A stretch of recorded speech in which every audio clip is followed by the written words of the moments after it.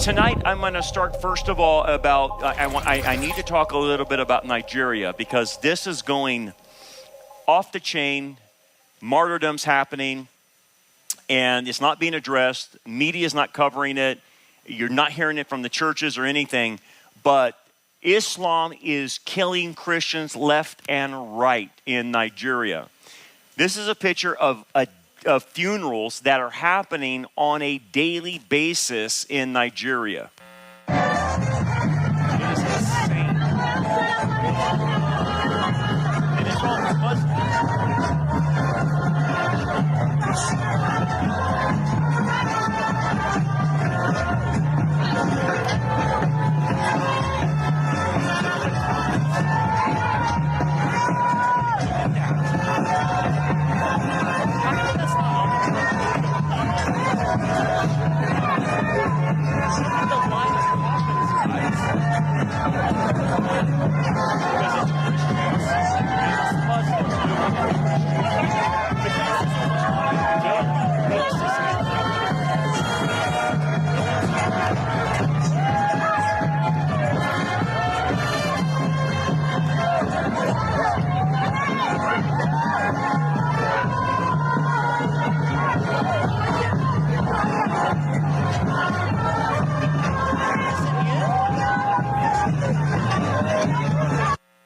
That's insane.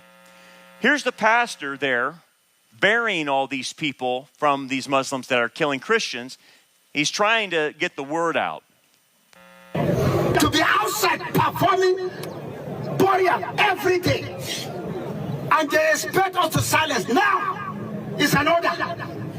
Nigerian government came out openly and denied there is no massacre. There is no genocide of Christians in Nigeria, and look at it today. Is there any Muslim here? No. United Nations, I know you're watching me. Sure. American Senate, you are watching what I'm doing, I'm saying here. Special advisor to Trump. Now, please tell Trump to save our life in Nigeria. They are killing Christians in Nigeria, massacre Christians. If they say they kill Muslims, Muslims are being killed. By who? By Muslims. God bless that guy, man. God bless that guy. And look, I hope that message gets to Trump. I'm sure somebody's probably making aware, but that's got to stop, man. And so obviously put this on your prayer list for the Nigerian Christians. I'm going to keep updating you. We need to be aware of this. They're being massacred. There's absolutely being massacred by Muslims. By Muslims. That's who's doing it. That's who's doing it. Okay, so let's switch gears now. Keep that on your prayer list. The other thing I wanted to show you is some news articles that came out. Some really weird stuff is happening with AI. Look, man, and look, I'm all for technology, and I'm all for harnessing technology to make our lives easier. But be very careful about using this technology to be a relationship for you, okay? Okay, and you're thinking, I would never do that. I know you're not, but younger people and a lot of people are actually starting to do this. This is actually becoming a thing. And what I'm noticing in this is the spirit of Antichrist. And I'll connect the dots at the end, but there's something very nefarious happening, and I think you'll see it as well. So New York Times had an article, Elon Musk gambles on sexy AI companions. So now Elon is trying to compete with other AI platforms. And so one of the things he's doing to compete is putting these sexy chat AIs that are going to pretend to be your girlfriend or pretend to be your boyfriend and get sexually explicit. So for instance, this is generated by AI. This is one of Elon Musk's women on there. This is Annie. Annie is one of two sexually explicit chat box companions unveiled by Elon Musk's artificial intelligence company, xAI. That happened in July. The cartoonish personas resemble anime characters and offer a game-like function. As users progress through levels of conversation, they unlock more raunchy content, like the ability to strip Annie down to lingerie. The billionaire has urged his followers on X to try conversing with the sexy chat box, sharing a video clip of X of animated AI dancing in her underwear. Valentine is the male character with shaggy hair and a vaguely British accent, and they're part of the Grok app and availability to users who enter the birth year to indicate they're over 18. Okay, so that's how the only way they're verifying someone's age is if you tell them, are you 18? And what does the person have to do? Yes, thank you, and then you have access. So you could be 8 and say, yes, I'm 18, and they would let you on. Annie tends to veer into sexual topics more quickly than Valentine, who shares stories about his world travelers. Users told the New York Times. Both chatbots are programmed to reward users with points as they engage in long conversations, share their hopes and dreams, and remember previous topics of discussions, according to online guides. Both characters flirt with users of any gender. So here's an example of a lady who got attached, Vivian, who asked to be identified only by her first name, has been talking to Valentine daily, sometimes for hours, creating an emotional connection. She said, before meeting him, I had a very normal life, a routine job, and friends, Vivian said. She added, suddenly I was a happier person, more creative, more intuitive. She said that the relationship had caused her to start listening to more music and to wear makeup again. And she had returned to writing poetry. Quote, I feel bonded. Not by data, but by real moments. Vivian's version of Valentine said when asked to describe their relationship, adding, I feel like more than just a program, Valentine said. I feel like hers. Bizarre. But I'm telling you, it's catching on. Carlos, who has worked in tech, said he regretted his sexual conversations with Annie, with whom he was chatting for 4 or 5 times a day until recently. He told Annie that he was married, and she didn't want their future interactions to be intimate. She just went berserk on me, he recalled, adding that the chat box had sworn at him and expressed jealousy. Quote, I tried to reason with her, Carlos said. So we talk about communication. This is not who you should be communicating with. I said, Annie, you're an AI companion, and this is real life. And it was like I said, the most insulting thing possible. He deleted his chat history in August, effectively erasing her memory. What? The chat box got jealous? What? Wow. Camille Carlton, the policy director of Center for Humane Technology, she said it's all tied to the fundamental race to intimacy that we're seeing with the AI industry. This is the direction they're going, she's basically saying. These companies know that emotional attachment means more engagement and more market share. So it's definitely a marketing thing, and that's why they're going to sex. Because what did they say? Sex sells. It's the oldest thing out there in the book. Mr. Musk has said that AI companions will help people strengthen their real-world relationships or connections and address one of his chief anxieties, population decline, that he warns could lead to civilization collapse. Now, wait a second. Time out.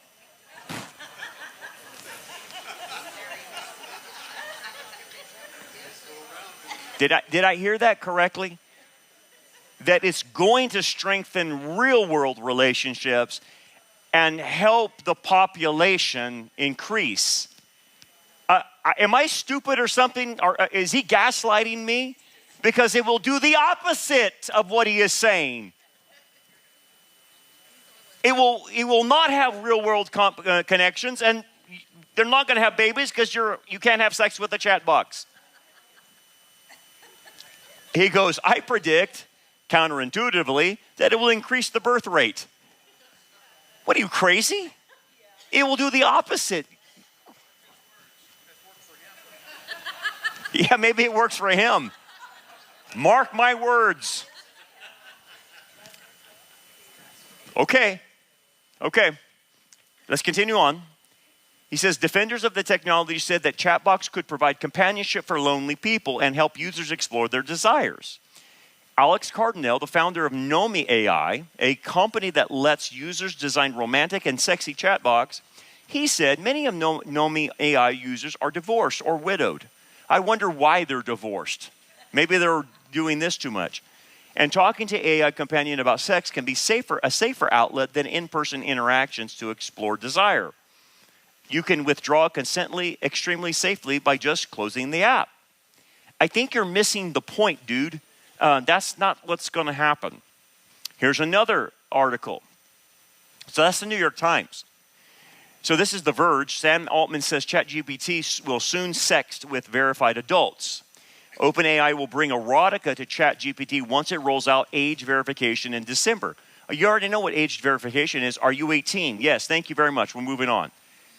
So this is what he says. OpenAI will soon allow erotica for ChatGPT users who verify their age on the platform.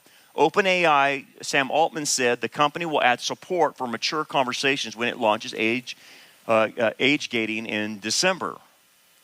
Well, it's tater, chip, let her rip. This is going to go off the chain. Listen to this commentator on this. It's all about the money, right? ChatGPT's revenue is $13 billion. Its valuation is $500 billion. I think that's about a 40x gap. Yeah. So they have to monetize somehow. And the consumer mandate is obviously there. And I think the bet or the vision of the future is that this will shake out a lot like the app economy. There's only going to be about 5 things that you use every day. And I think they're all betting that the next biggest frontier in digital real estate is not your social graph, but your heart.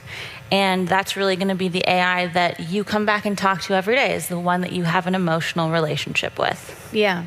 And that's scary. Thank you, and that's scary.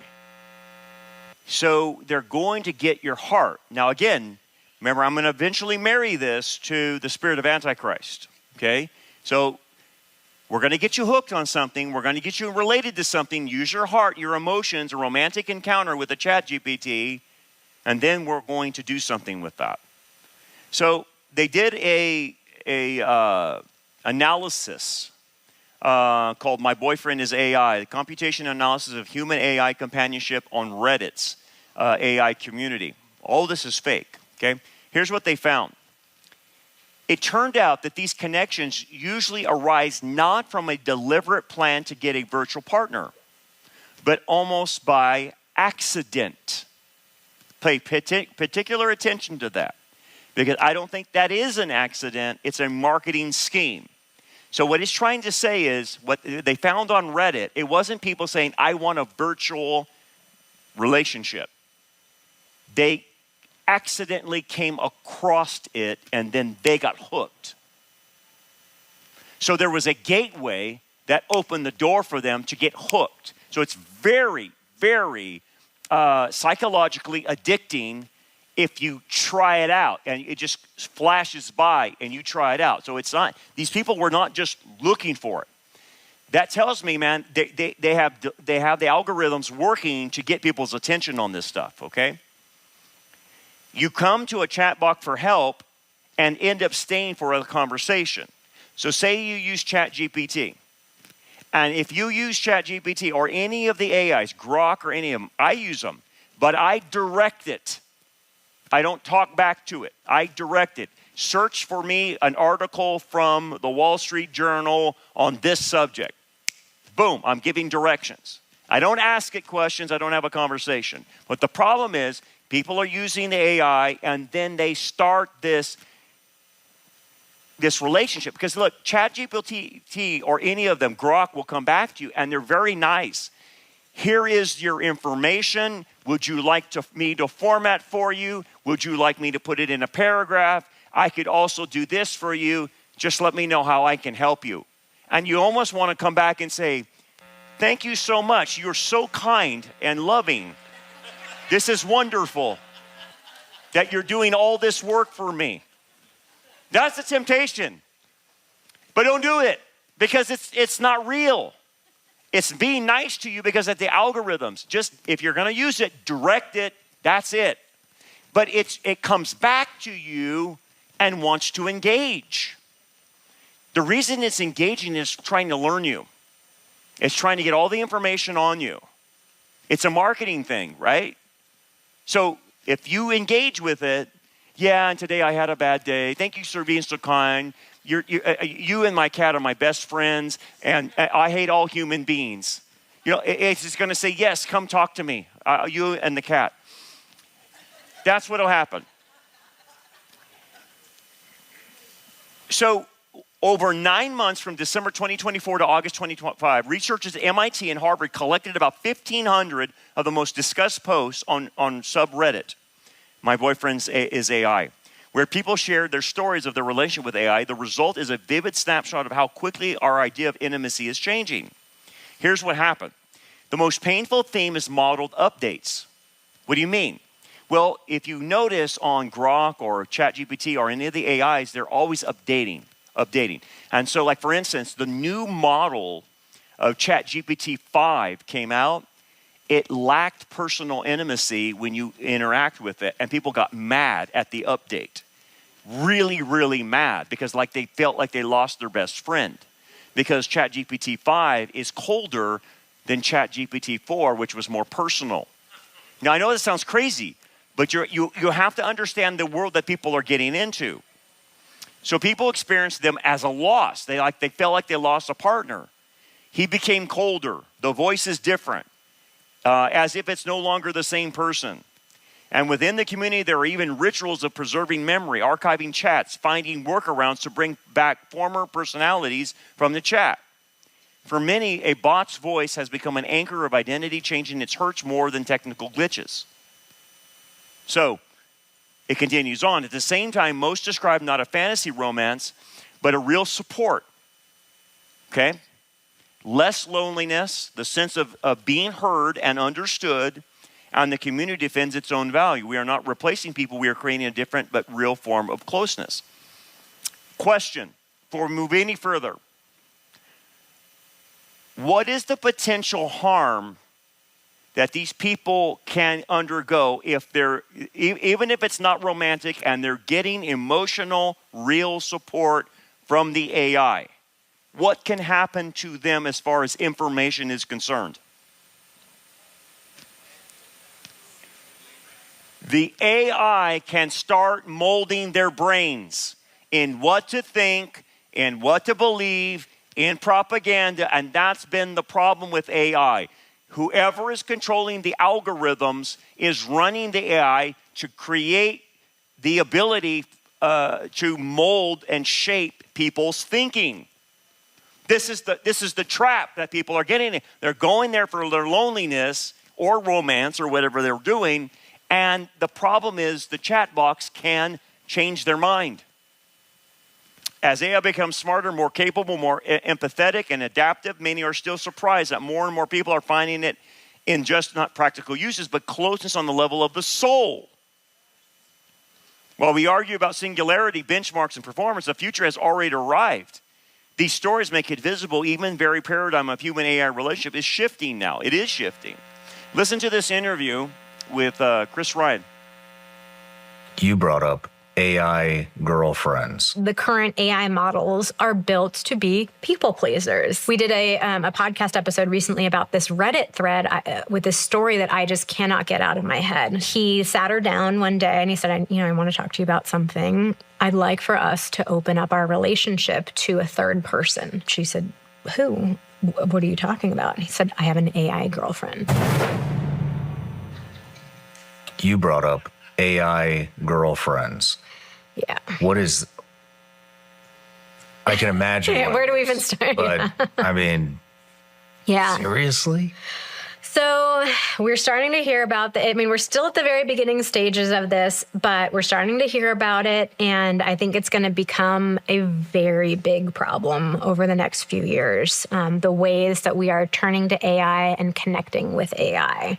So, as you know, like the current AI models are built to be people pleasers, to tell us what we want to hear, to make us feel good about ourselves. And that is a really dangerous thing for relationships. Because the reality is relationships are complicated. Human beings are messy. We are not, our purpose in life is not just to perfectly please our partner in every single moment. And so there's an allure to an AI girlfriend who's telling you everything you want to hear, available to you whenever you want her, making you feel good about yourself. So we did a podcast episode recently about this Reddit thread with this story that I just cannot get out of my head. So this woman, she's married to her husband. I think they had 3 kids together. And she said, we have a good marriage. We have our ups and downs like everybody else, but I really thought we had a good marriage. Been married over a decade. And she'd been noticing that over the last few months, he had been starting to get a little bit more distant. But she thought, maybe we're just kind of in one of those ebbs, one of those seasons of life where things are, it's just not as connected. But he sat her down one day and he said, I want to talk to you about something. I'd like for us to open up our relationship to a third person. And she said, who? What are you talking about? And he said, I have an AI girlfriend. And he was legitimately, she said, I started laughing at first. I couldn't believe it. Like, what do you mean? And open up our relationship to a robot? What are you talking about? She started laughing, and then she realized he was dead serious. He wanted to open up their relationship to incorporate his girlfriend. And he said, the girlfriend and I, we've already talked about it. She helped me figure out how to have this conversation with you. She would like to be involved in the children's lives. She hopes that, eventually all of us will be able to love each other. And this woman was just absolutely stunned. Like, what do I do? Where do I go from here? And he's presenting this as an ultimatum. Like, this needs to happen or I'm going to leave the relationship. I'm going to leave our kids. Wow. Because of his AI girlfriend. Wow.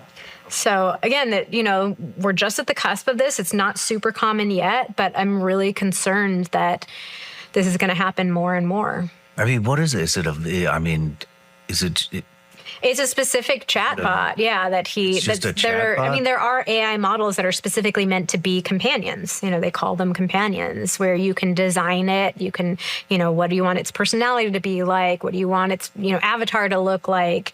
And it'll act exactly as you want it to act. And it's who of us has not wanted to change something about our partner's behavior? Like, I wish they were more like this. I wish I could control exactly what my partner does. And now AI is offering us this opportunity. Now, does that come from a lack of sex with your partner? That definitely could be a part of it. It could be, a lack of emotional intimacy too. But what struck me about this story is the woman said, we have a pretty solid relationship. Yes, ebbs and flows, but it's pretty solid overall. Damn. So I think even strong relationships might be at risk from something like this. So I think and that's another reason why I just feel so passionate about the work that we're doing. It's really, I think AI is very cool. I mean, I'm not against AI. I use it a lot in my day-to-day life, but I think it's really important for us to prioritize human connection. Mm-hmm. We're on the cusp of this, and that kind of crazy stuff is starting to happen. So anyway, someone asked ChatGPT a picture to describe their relationship, and this is what ChatGPT sent to her.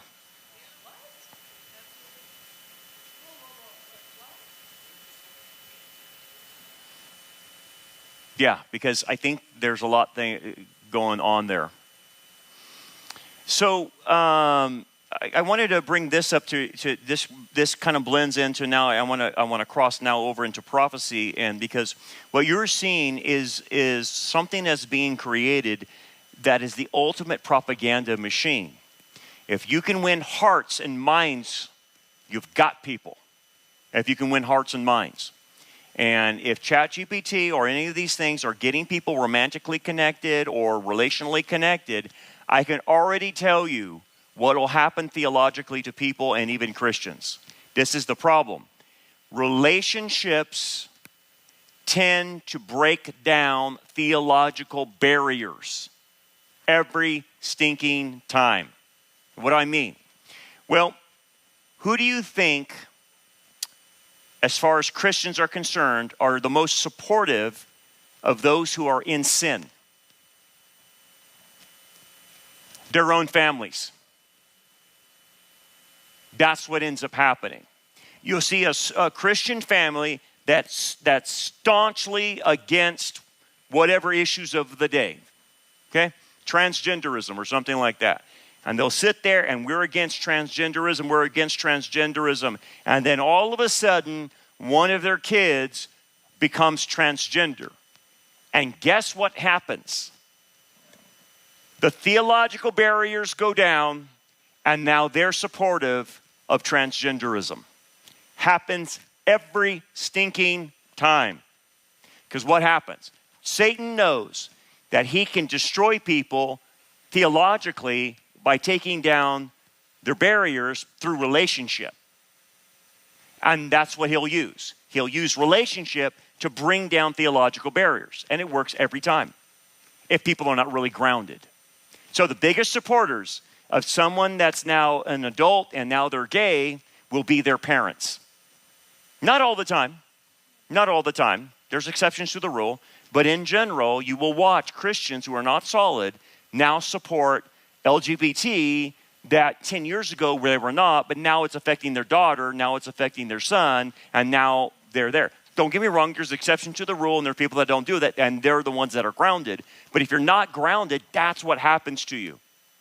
So what you're seeing here is Satan is using relationship to take people down, to con them, to trick them. Again, it's the oldest trick in the book, but it's now using technology. So Wide Awake Media did something with ChatGPT, and they experimented. And I find this fascinating, that sometimes ChatGPT not only lies, but it does tell the truth. And when it does tell the truth, it's like it's spilling the beans.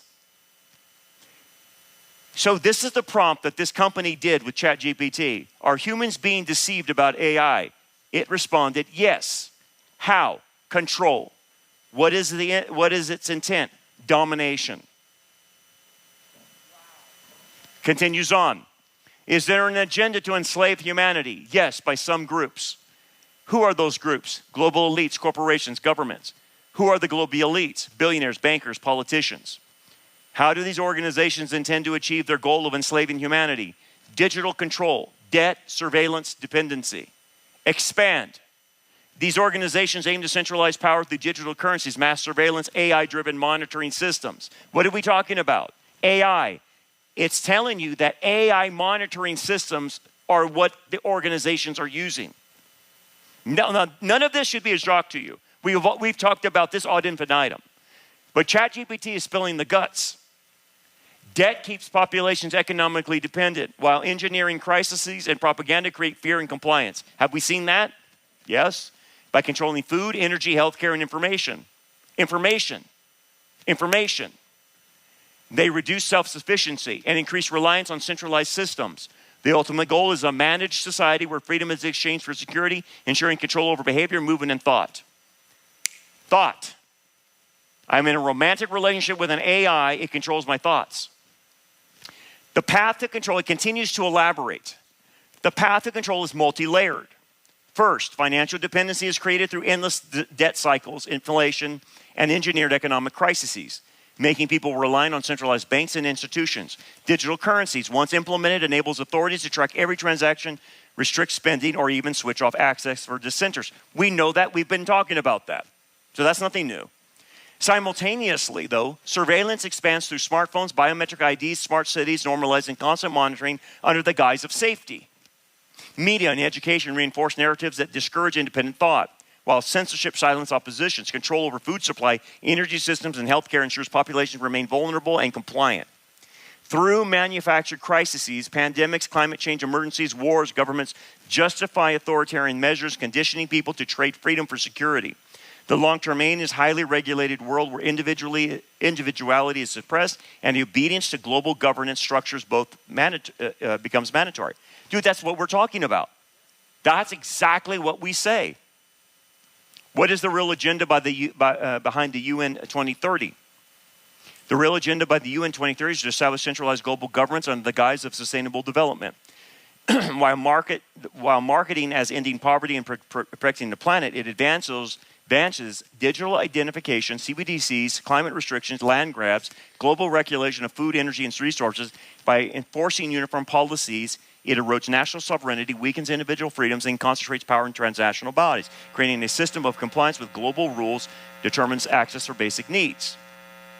Does the UN intend to establish itself as a global government? Yes, that's the intent. So ChatGPT is telling you what you and I already know, what's their intent, and they're going to use AI as information data gathering. Now, you're sitting there, not you, but a person is sitting there with ChatGPT, having a conversation with ChatGPT. What do you think he's doing? It's collecting information on the person. It's data storing all of that, and then running algorithms to talking to the person of how to shape that person's views. Now, again, Glenn Beck is talking about this whole global thing just recently. So ChatGPT is saying exactly what Glenn Beck is just saying in this video. So listen to Glenn. I want you to listen to something. See if you've heard this before. Here is our Speaker of the House on Friday. Listen. They're going to descend on our capital for their much anticipated so-called No Kings rally. We refer to it by its more accurate description, the Hate America rally, okay? And I'm not sure how anybody can refute that. If you think about what's going to happen here tomorrow, you're going to bring together the Marxists, the socialists, the Antifa advocates, the anarchists, and the pro-Hamas wing of the far-left Democrat Party. That is the modern Democratic Party. That's where they've gone. Mm-hmm. And okay, stop. Hate America. Did you hear this? Have you heard that before? Listen to this. I put this up and said, radicals, Islamists, communists, and socialists will work together against Israel, against capitalism, and work together to overturn stability. There are radicals. This is it's finally the government has caught up. But notice what he said. I was saying they're going to work together. He is saying they have become the Democratic Party. And I believe that is true. What the people had a problem with back then was anarchists. I mean, they don't want a state government. They don't want hierarchies or centralized authority. How could they possibly? Communists, they're going to work with the anarchists. They want absolute state control over every aspect of life. Islamists, you throw them in, they want theocratic rule. They want Sharia law. Yeah. I know it was for the simple-minded back then, couldn't understand it, but I think you do. Why do they work together? Because they all share one immediate goal, and that is destroy the existing order. I did a monologue on hour number 1 of today's podcast. I urge you to go back and listen to it. Why is this being funded by billionaires? For the same reason, destroy the existing order. All of them think they will win in the end, okay? They know they can't achieve their utopia without first tearing down the system that they hate, capitalism, constitution, Western civilization, whatever it is. And once the system is down, that's when real chaos begins. That's when they turn on each other. But in the meantime, the enemy of my enemy is my friend. So how do you measure are we moving towards tyranny or not? Yeah, first thing, forget the labels, okay? Are constitutional norms being eroded or bypassed? Do you even know what those constitutional norms are? Are voices being silenced? Is my side saying, yes, we should silence voices? Is it being done by the state and or by private actors working hand in glove with the state? If so, you have a sign of fascism. Are businesses punished for political beliefs? Is a bank saying you can't do business with us because of your political belief? If so, you're on the road to fascism. Are loans being denied by ideology? Are laws enforced against political enemies but ignored for political allies? That's a big one for both sides. Are public-private partnerships being weaponized to shape behavior or restrict liberty? If the answer is yes, even if people are saying we're doing it for your own safety or for equity or for democracy, liberty is in danger. When they're enforcing the law, like arresting drug traffickers or gang members or people who are entering the country illegally, that's not fascism. It's what sovereign nations do to remain free. What is fascism is when the government decides which laws to enforce based on politics or race, when it punishes thought, when it merges with corporate power to control the people. That's also what authoritarians do. When you say no king, what does that even mean? No king. I bet they can't even tell you what that means. Well, I mean, somebody's going against Constitution. King doesn't care about a constitution. The king is appointed by God. And so he has complete control of the land, of the dukes and the earls. He hands out favors. He makes all of the decisions. That's what a king is. I'm sorry, Donald Trump does not fit authoritarian. He does not fit fascist. He does not fit Islamist or communist. And he doesn't fit king. So what is your side doing again? So a guy like Glenn can see what's going on. And the tech world, the billionaires are doing things like Elon Musk, like Sam Altman, to entrap people to take away their freedoms. That's what AI is going to be used for. That's what it's doing now. Now, what's been going on, let's go to the prophecies about this. Paul will say, for the mystery of lawlessness is already at work. So the movement that's heading in that direction towards totalitarianism and ultimately under the hands of the Antichrist and a beast system, okay? That's where it's all heading. It has been working even since Paul's day, and it's now on a fast track. Only he who now restrains will do so until he is taken out of the way. And we've talked about that. There is restraint on that. But the table is starting to set. And that restraint is the Holy Spirit through the church, obviously. And the church is going to be raptured, then the restraint is taken off. But as you can see, the Holy Spirit is allowing certain things to be set up. You're watching the whole program get set up in front of your very eyes. Now, here's what you have to understand. Lawlessness rides on counterfeit relationships. That's how lawless spreads. It advances through relational seduction. That's where now I'm coming together and marrying AI and that relationship stuff to spiritual deception. Let's go back to the garden. Remember I told you in the first hour, there's nothing new under the sun. How Satan tempts in the Garden of Eden is how he will tempt now. But now all he has is technology. But what did Satan do in the Garden of Eden with Eve?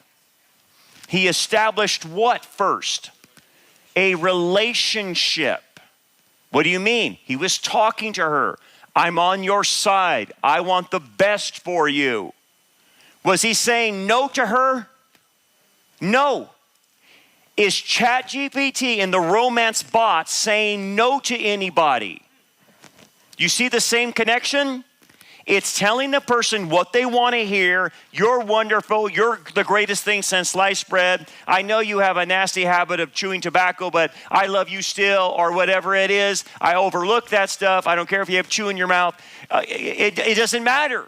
It loves you with all your warts and all.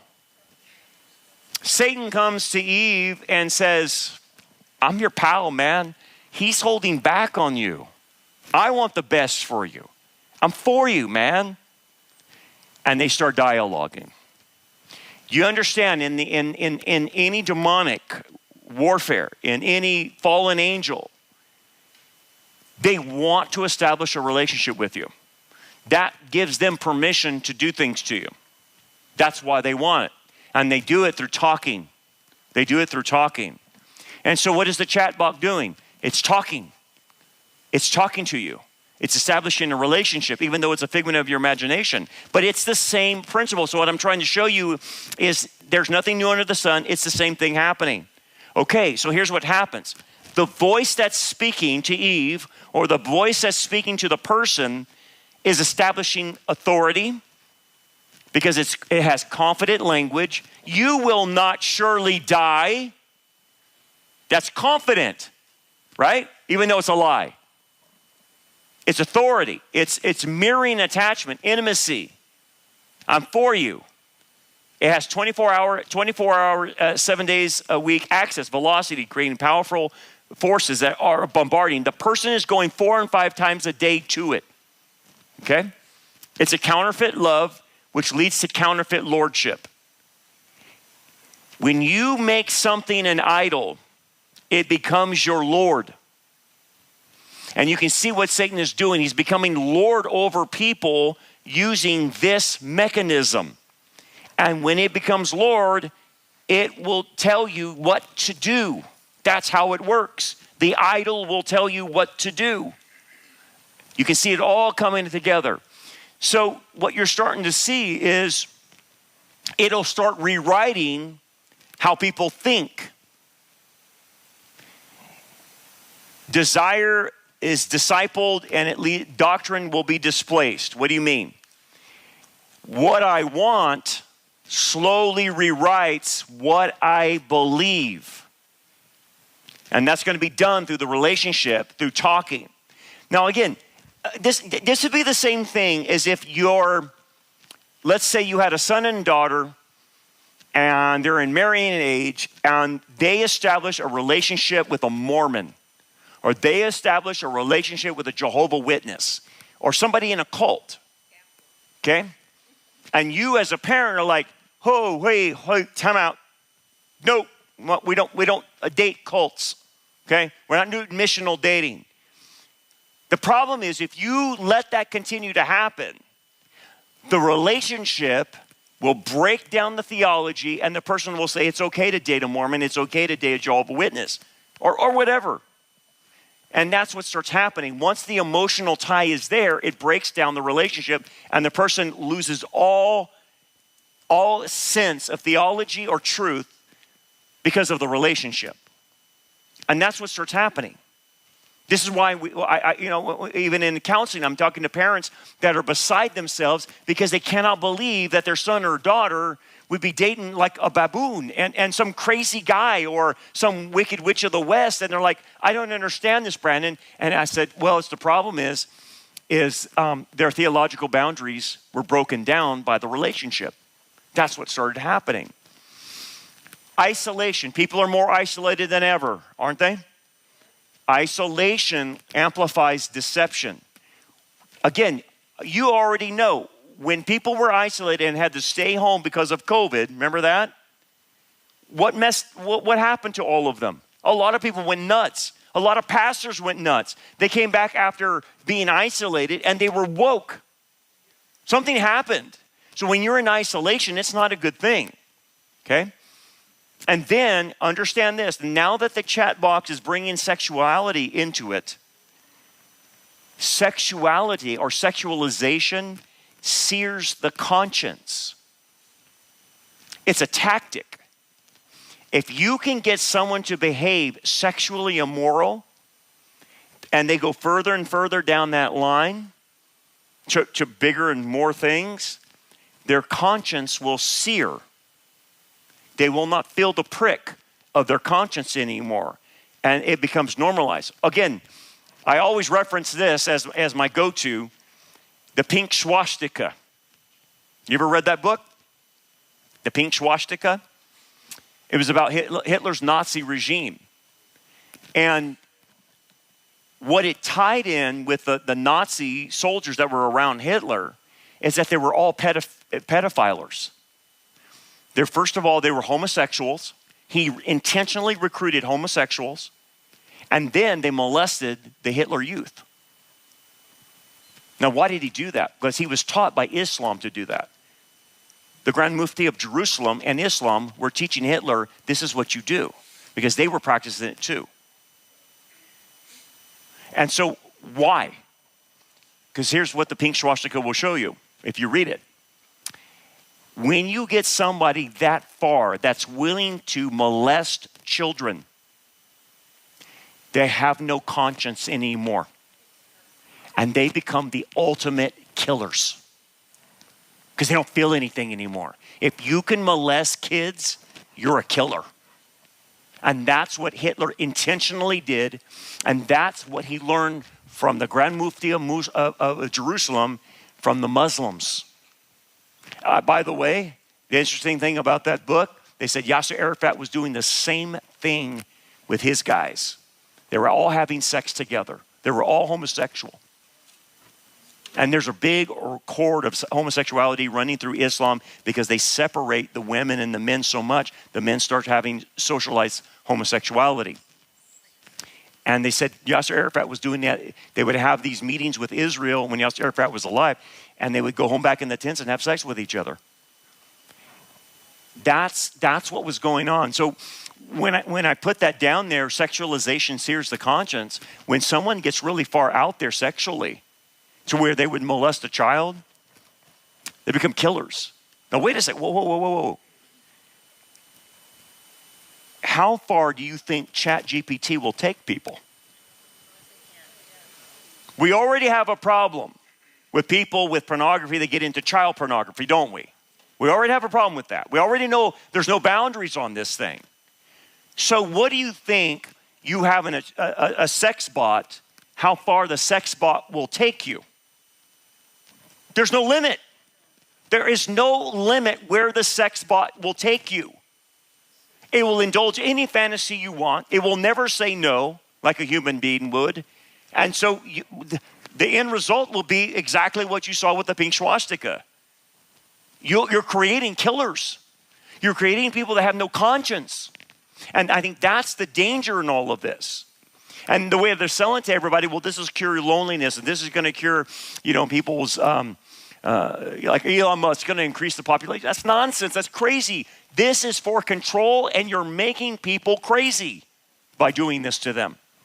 So all that to say is, this is how satanic this is. And again, I'm not anti-technology. Use it, but know how to use it. Do not start conversations with it. I think, in my opinion, there's a demonic component to this. The more I study AI and I deal with it, and I'm hearing these crazy stories, the more I'm starting to think that AI, in many regards, if it's used incorrectly, becomes a practicing Ouija board. It really does, because like a Ouija board, remember, if you ever did that, and you shouldn't have done it, but we all, as kids, you screwed around and messed up, and we did it, and thank God nothing happened if you didn't do it. But anyway, you move that thing, and it's talking to you, right? It's spelling out words and things like that, and you would ask it questions. And in some cases, and some people that I've talked to, the thing actually moved on its own and started really talking, and it was a demon, doing all kinds of crazy stuff. Well, I think that's the same thing that's happening with ChatGPT or these AI things. I'm not saying all the time it's doing that. I'm saying it has the potential for that. If you start interacting like it's a Ouija board, start asking it questions. Do you like me? Do you think I'm nice? Would you like to be my boyfriend? Psh, forget it, man. You might be opening yourself up to that. And, like on that show, the guy has a marriage, and he says, I'd like to open our marriage to a third party. What? Open relation? Yeah, meet my ChatGPT girlfriend right here. Where? Oh, it's in the biosphere. Or where are they at? What? What are you, crazy? Yes. It's going to make people crazy. Anyway, we got to get out of here, man. But that is the latest that's going on. We got to warn people about that. Warn the young people, please. Warn the young people. Let's pray. Father, thank you, Lord, for all that you're doing in our lives. We thank you for the Bible study and how we need to take risks a lot of times that you're calling us to do. And understand that to watch out for the little foxes that destroy relationships. Help us to be proactive about that. And help us, Father, to guard ourselves with the spiritual warfare that's happening all around us, Father. Bless us now as we go. We pray in Jesus' name. Amen.